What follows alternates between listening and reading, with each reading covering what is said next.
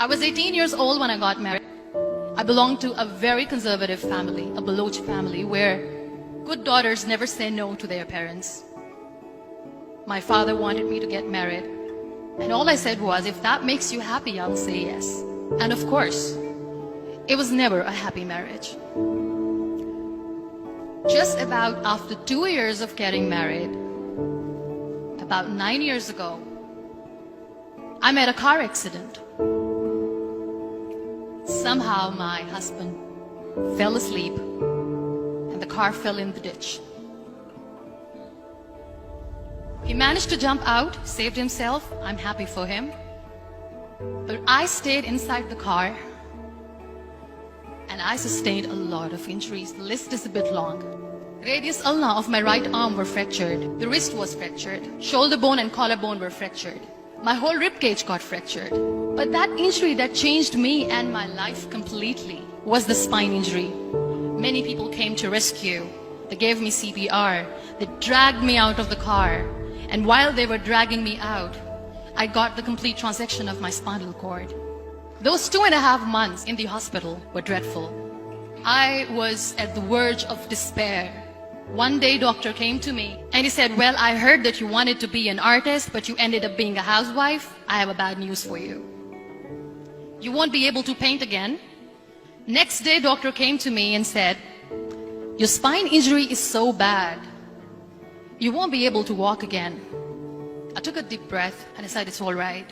Next day, doctor came to me and said, because of your spine injury and the fixation that you have in your back, you won't be able to give birth to a child again. That day, I was devastated. I started to question my existence. Why am I even alive?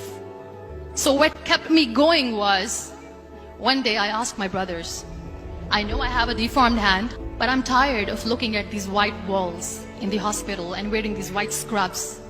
Bring me some colors, bring me some small canvas. I want to paint. So the very first painting I made was on my deathbed, where I painted for the very first time. What an amazing therapy it was. Without uttering a single word, I could paint my heart out. I could share my story. People used to come and say, what lovely painting. So much color. Nobody could see the grief in it. Only I could. And that day I decided that I'm going to live life for myself.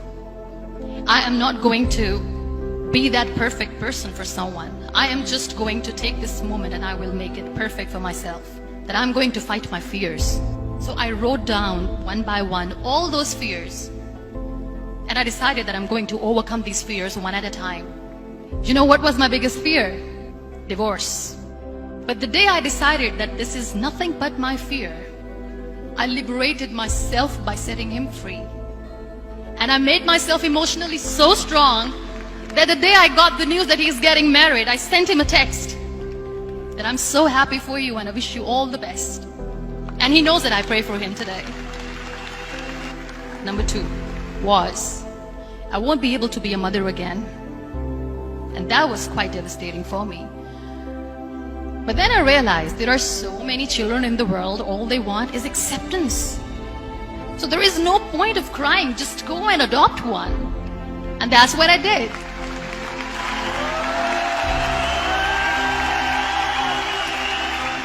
I gave my name in different organizations, different orphanages, and I waited patiently. 2 years later, I got this call from a very small city in Pakistan. I got a call and they said, are you Muniba Mazari? There is a baby boy and would you like to adopt? I could literally feel the labor pain. I said, yes, yes, I am going to adopt him. I am coming to take him home. And that day, Niall was 2 days old, and today he's 6. You know, when you end up being on the wheelchair, what's the most painful thing? People think that they will not be accepted by the people because we, in the world of perfect people, are imperfects. So I decided to appear more in public. I started to paint. I have done a lot of modeling campaigns. I decided that I'm going to join the national TV of Pakistan as an anchor person. I became the National Goodwill Ambassador for UN Women Pakistan, and now I speak for the rights of women, children. I was featured in BBC 100 Women for 2015. I'm one of the Forbes 30 under 30 for 2016. So when you accept yourself the way you are, the world recognizes you. It all starts from within. We have this amazing fantasy about life. This is how things should work. This is my plan. It should go as per my plan. If that doesn't happen, we give up. I never wanted to be on the wheelchair.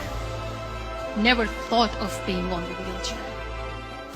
This life is a test and a trial, and tests are never supposed to be easy. So when you're expecting ease from life, and life gives you lemons, then you make the lemonade, and then do not blame life for that. It is okay to be scared. It is okay to cry. Everything is okay, but giving up should not be an option.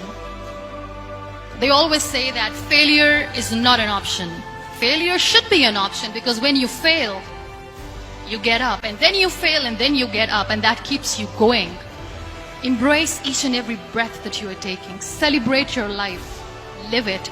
Don't die before your death. Real happiness lies in gratitude.